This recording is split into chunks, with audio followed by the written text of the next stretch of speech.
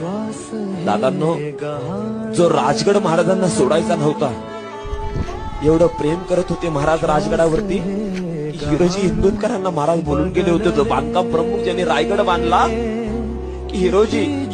रायगडाचं सिंहासन अशा ठिकाणी बनवा,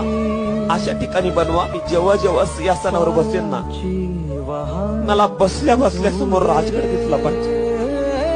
अरे लय जीव होता राजांचा राजगडावर, की राजांना हा गड सोडू शकत नव्हते, पण स्वराज्याचा विस्तार कारभार एवढा वाढला होता, इच्छा नसताना देखील राजाचा राजगड सोडावा लागला होता. राजाच्या नगारखान्यातून आतमध्ये येण्या अगोदर महाराजांनी राजगड परत हे तू ग राजा, क्षमा कर रे,